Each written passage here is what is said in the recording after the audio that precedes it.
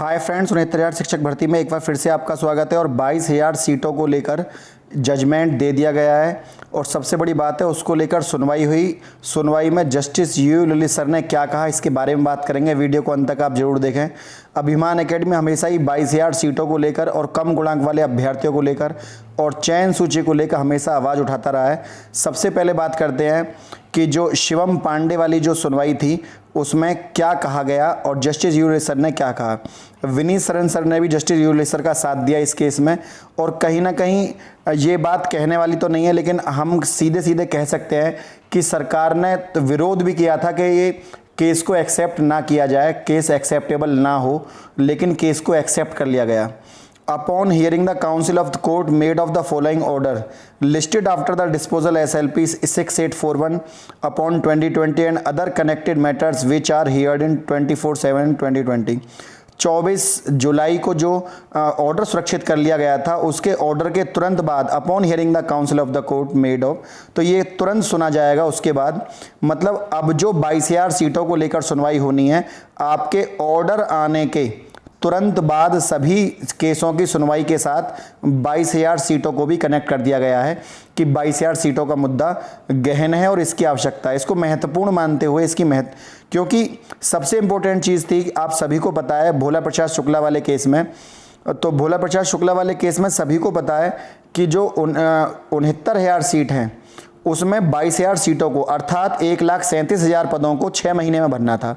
अब 1,37,000 पदों को 6 महीने में भरना था, लेकिन हुआ क्या कि 31 जुलाई को 31 जुलाई को इसकी म्याद खत्म हो गई, इसकी डेट खत्म हो गई, इसकी वैलिडिटी खत्म हो गई।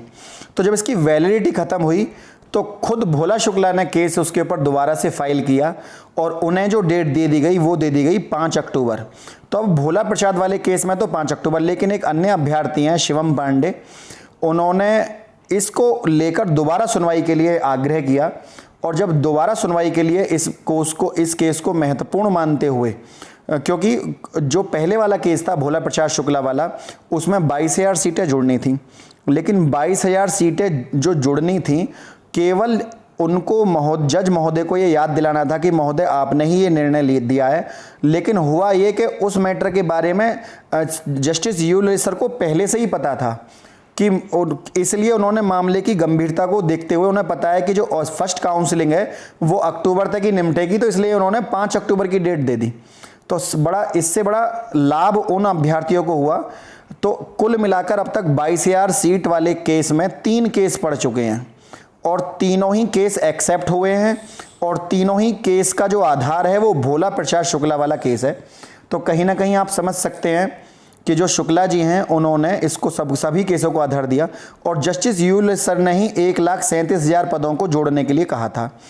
अब 22,000 सीटें, अगर ये 22,000 सीटें जोड़ने के मन में जस्टिस यू ललित सर के सर में जो मन में उनके में ना होती, तो वो जो जस्टिस यू ललित सर हैं वो इस पिटीशन को एक्सेप्ट ही ना करते, वो इस केस को ही एक्सेप्ट ना करते, वो इसको खारिज कर देते। लेकिन उन्हें पता है कि ऐसा होना है, इसलिए उन्होंने इसकी इम्पोर्टेंस को जानते हुए इसको एक्सेप्ट कर लिया।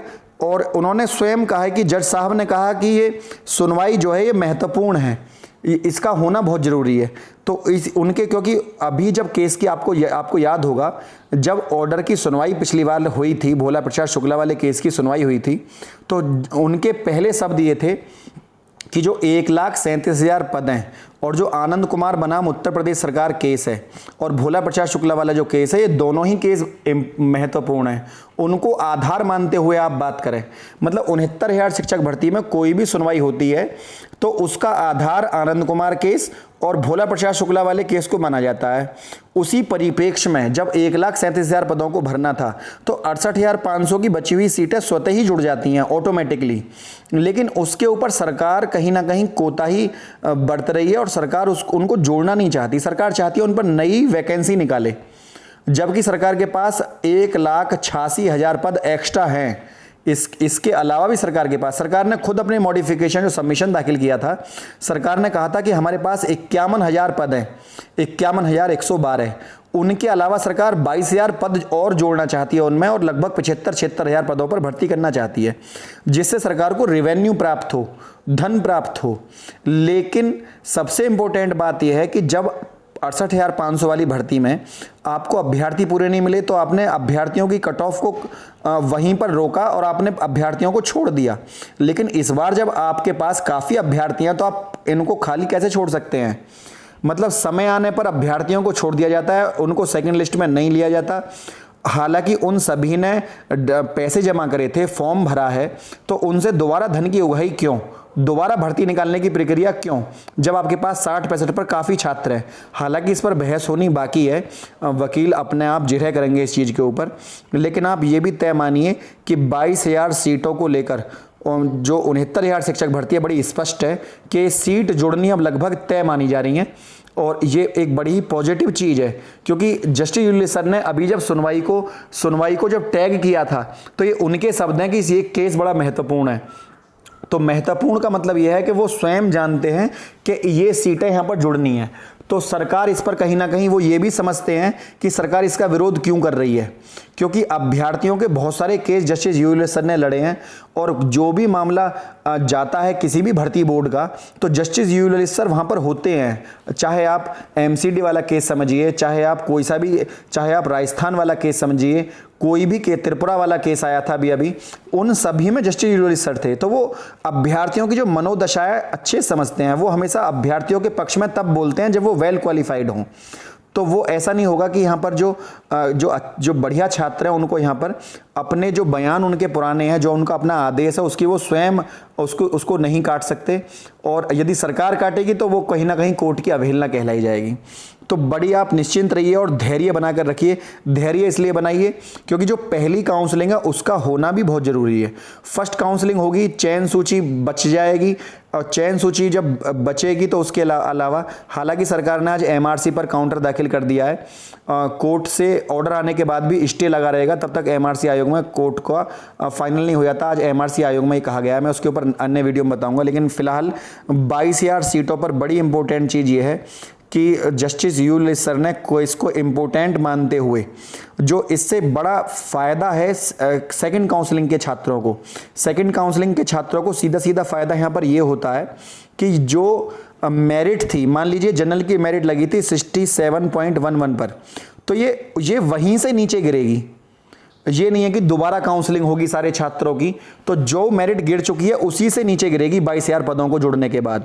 प्लस कुछ बचे हुए पद वो होंगे जो जिन्हें NOC जिनकी वैलिड नहीं करी है, जो फर्जी छात्र हैं, तो उन सभी छात्रों को मिलाकर एक मेरिट बनेगी।